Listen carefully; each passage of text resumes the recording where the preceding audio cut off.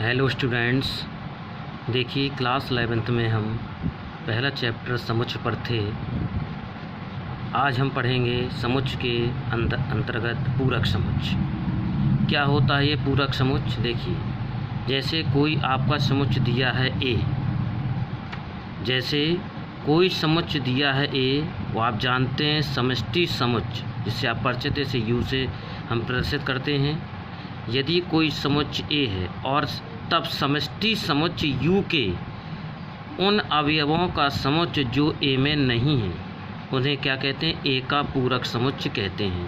पूरक समुच्चय को हम ए डैश लगा देते हैं, तो ये डैश के माध्यम से हम पूरक समुच्चय को प्रदर्शित करते हैं।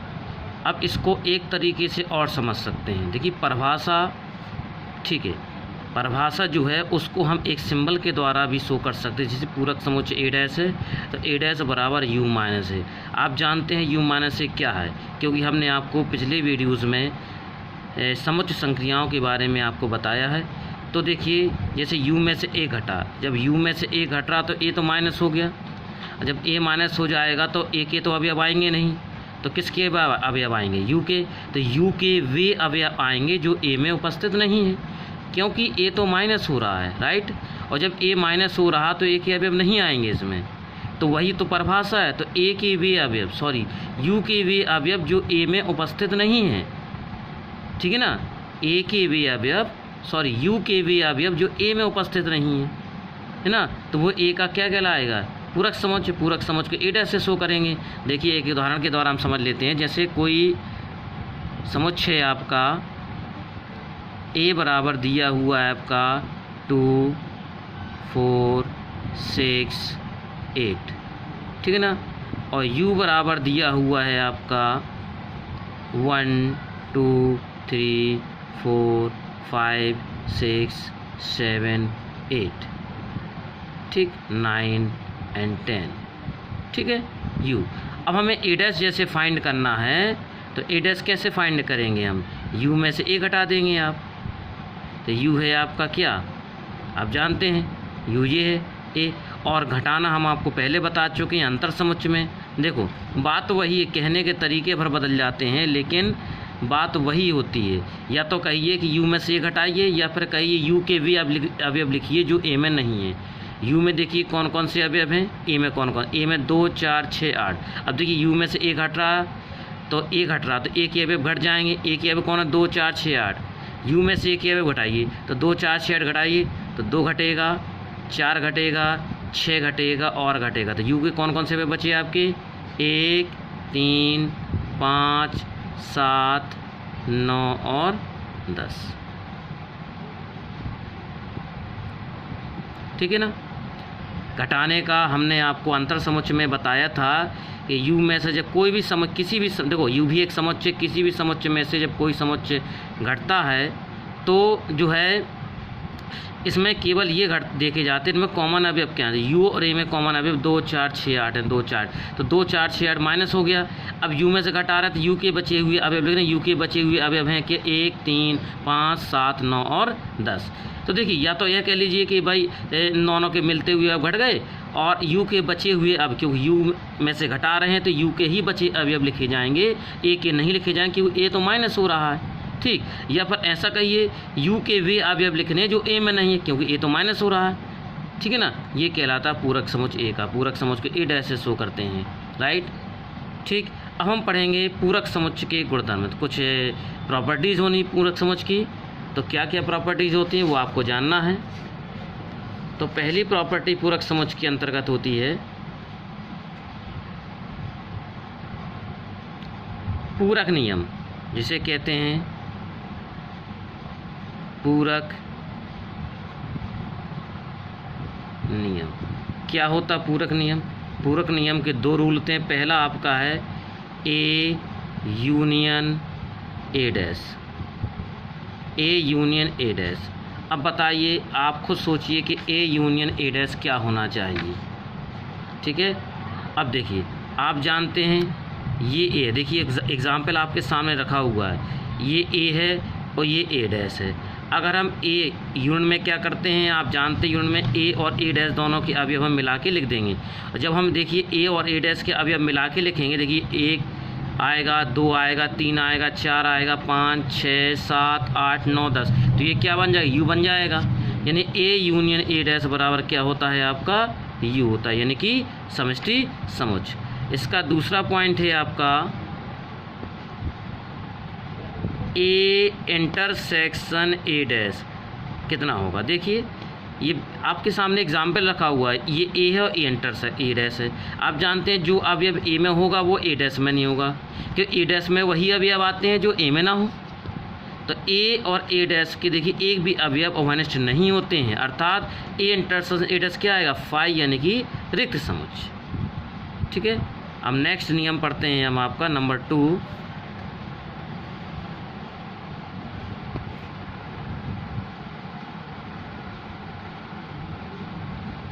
डी मॉर्गन का नियम।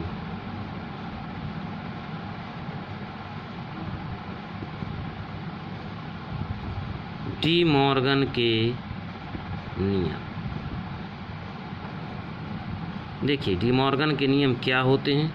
इसके भी 2 नियम होते हैं। पहला होता है आपका ए यूनियन बी का होल डैश बराबर A dash intersection B dash, यानी कि देखिए ये यूनियन का डैश है, राइट, यूनियन का क्या है, ये डैश है। जब हम यूनियन का डैश निकालते हैं तो जब अलग अलग डैश होता तो संक्रिया बदल जाती है। यूनियन का क्या हो गया आपका, इंटरसेक्शन आपका हो जाता है, यानी अलग ए यूनियन बी का होल डैश मीन्स पूरक समुच्चय। यूनियन का जो पूरक समुच्चय होता है वो अलग अलग पूरक समुच्चयों के इंटरसेक्शन के बराबर होता है, राइट। इसको हम देखिए, इसको हम प्रूव भी कर सकते हैं। देखिए हम आपको एक प्रूव करके बता देते हैं। तो इसको ये 2 विधियाँ होती हैं, तर्क विधि, एक वैनारिक। हम आपको वैनारिक के माध्यम से ले चलते हैं। जैसे ये समुच्चय आपका ए, ये समुच्चय आपका बी और ये आपका यू, समष्टि समुच्चय, समुच्चय ए समुच्चय बी। देखिए ए यूनियन बी में क्या करते हैं, ए यूनियन बी में ए और बी पूरा आता, क्योंकि ए के सारे अवयव आते हैं, बी के सारे अवयव आते हैं। अब ये लगा हुआ डैश, डैश का मतलब आप पीछे समझ चुके हैं। डैश का मतलब क्या होता है, जैसे ए डैश निकालते यू में से घटेगा, ऐसे ये डैश जिसका डैश निकालता है वो यू में से घट जाता है। देखो यूनियन का डैश है तो यू में से यूनियन घटेगा, यानी ये पूरा समुच्चय आपका यू है। अब यू में से यूनियन घट जाएगा, यानी कि ए और बी दोनों घट जाएंगे। जब ये घट जाएंगे कौन सा हिस्सा बचेगा, बाहर वाले हिस्सा बचेगा आपका, ये बचेगा आपका, ठीक है। तो ये कहलाएगा आपका ए यूनियन बी का whole dash. Left hand side है। अब राइट हैंड साइड के देखिए फिर एक से ऐसे ही हम आरेख बनाते हैं। ये आपका समुच्चय ए, देखिए समुच्चय बी, ठीक है ना, और ये आपका है समष्टि समुच्चय यानी कि यू। सबसे पहले ए डैश के लिए क्या करते हैं जानते हैं, ए डैश होता है तो यू में से ए घटता है। अब इतना जान लीजिए, जैसे यू ए डैश निकाले यू में से ए आए, अर्थात ए डैश निकालेंगे तो ए नहीं आएगा क्योंकि ये माइनस हो जाता है। ऐसे यहाँ पर ए डैश निकालेंगे तो ए नहीं आएगा, ए को छोड़ दीजिए आप, तो ए को छोड़ देंगे तो वो ए डैश कहलाएगा।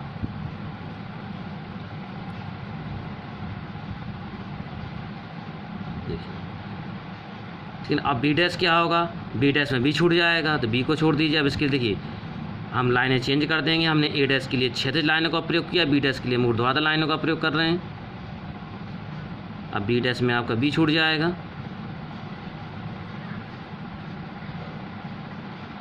ठीक। अब ए डैश हो गया, ए डैश में हमने कौन सी लाइनें खींची हैं, क्षैतिज, इसको कहते हैं क्षैतिज छायांकित भाग, ठीक है ना। बी डैश के लिए क्या है, ऊर्ध्वाधर छायांकित भाग। अब चाहिए हमें intersection A dash intersection B dash. देखिए हमने इसमें कौन सी लाइनें खींची हैं, क्षैतिज, इसमें कौन सी खींची हैं, ऊर्ध्वाधर। देखिए इंटरसेक्शन का मतलब है कॉमन हिस्सा वो होगा जिसमें क्षैतिज ऊर्ध्वाधर दोनों लाइनें हों। और जब क्षैतिज ऊर्ध्वाधर लाइनें मिलती हैं तो आप जानते हैं क्या बनता है, इसको कहते हैं चेक। क्या कहते हैं, चेक कहते हैं। तो चेक वाला हिस्सा ढूंढिए कौन सा है, चेक वाला हिस्सा ये है बाहर का, तो चेक वाला यानी चेक द्वारा छायांकित भाग कहलाएगा इंटरसेक्शन। देखिए हमें केवल छायांकित भाग से मतलब है, ना कि इससे मतलब है कि हमने किन लाइनों द्वारा प्रदर्शित कर रहे हैं। देखिए तो यूनिट डैश में देखिए ये ए और बी को छोड़ के बाहर का हिस्सा आ रहा था, और राइट हैंड साइड में ए डैश इंटरसेक्शन बी चेक द्वारा ये भी आपका देखो ए और बी को छोड़कर बाहर का हिस्सा है। तो जो हिस्सा लेफ्ट हैंड साइड के लिए यहाँ पर शो हो रहा है वही हिस्सा यहाँ पर राइट हैंड साइड के लिए शो हो रहा है। इसका मतलब ये वैनारिक से स्पष्ट है कि दोनों कैसे हैं, बराबर हैं। लिख सकते हैं वैनारिक से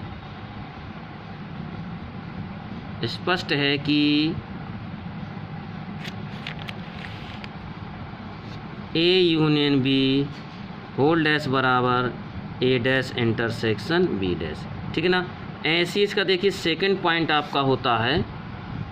सेकंड पॉइंट में देखिए सेकंड पॉइंट में क्या हो जाएगा, जहाँ यूनियन है वहाँ इंटरसेक्शन कर देंगे, जहाँ इंटरसेक्शन वहाँ यूनियन कर देंगे, यानी कि ए इंटरसेक्शन बी का होल डैश बराबर A dash union B dash. ये डिमॉर्गन का दूसरा नियम है, ठीक है ना। इसको भी आप जैसे हमने पहला पार्ट आपको सिद्ध करके बताया है वैनारिक के माध्यम से, इसी प्रकार आप दूसरा पार्ट भी वैनारिक के माध्यम से सिद्ध कर सकते हैं, राइट।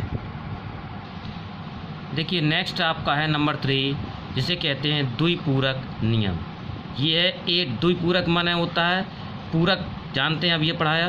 तो पूरक और द्वि लगा हुआ, इसका मतलब किसी समुच्चय का 2 बार पूरक निकालना होगा। जैसे देखिए समुच्चय ए है, ए पर 2 डैश लगे हुए हैं, यानी पूरक का पूरक, यानी कि पूरक के पूरक, इसको कहते हैं द्विपूरक नियम। किसी समुच्चय का 2 बार पूरक समुच्चय निकाला जाए तो वही हमें समुच्चय प्राप्त होता है। देखिए इसको भी हम सिद्ध कर सकते हैं। सिद्ध करने के तरीके आपके कई हैं। देखिए हम आपको सिंपल वे ले चलते हैं। तो जैसे हमने लेफ्ट हैंड साइड ले लिया आपकी, देखिए बिल्कुल सिंपल तरीका इसका। लेफ्ट हैंड साइड क्या है, ए डैश का डैश।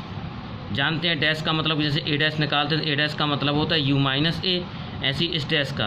अब ये देखिए डैश किसका है, बाहर वाला डैश देखिए ये ए डैश का डैश है। जिसका डैश निकालते हैं उसको यू में से घटा देते हैं, तो किसका डैश है, ये ए डैश का।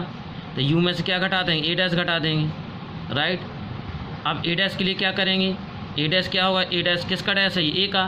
तो ए का डैश है तो क्या करेंगे, यू में से ए घटा देंगे, जिसका डैश होगा उसमें से घटाते जाएंगे। अब ए माइनस का अंदर गुणा करिए तो कितना आएगा आपका, माइनस यू प्लस ए। तो यू से यू कैंसिल हो जाए, कितना आ गया आपका, ये आ गया आपका ए। देखिए आपकी राइट हैंड साइड तैयार है। ये सिंपल तरीका है इसका सिद्ध करने का। इसको कहते हैं आप क्या, द्विपूरक नियम। देखिए चौथा रूल है आपका फाई डैश और यू के नियम।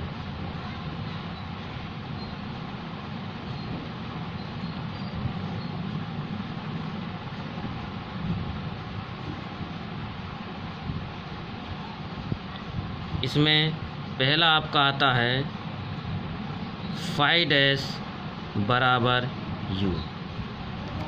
क्या आता है, फाई डैश बराबर यू। देखिए फाई डैश आप जानते हैं क्या होता है, जैसे आप लेफ्ट हैंड साइड लेके सिद्ध करना चाहें तो फाई डैश को लिख सकते हैं। फाई डैश है तो फाई डैश क्या होता है, यू माइनस फाई। जिसका डैश निकालते हैं उसको यू में से घटाते हैं। फाई जानते हैं रिक्त होता है, जब यू में से रिक्त समुच्चय घटेगा तो क्या है, यू ही बचेगा। रिक्त मीन्स खाली, जब यू में से खाली समुच्चय घट रहा था यू ही तो बचेगा, तो फाई डैश बराबर यू हो जाता है। देखिए इसका सेकंड पार्ट है, सेकंड पार्ट इसका है यू डैश। यू डैश बराबर क्या होगा, फाई। इसको भी आप सिद्ध कर सकते हैं, जैसे यू डैश है, अब किसका डैश है, यू का, और जिसका डैश निकालते हैं उसको यू में से घटाते हैं।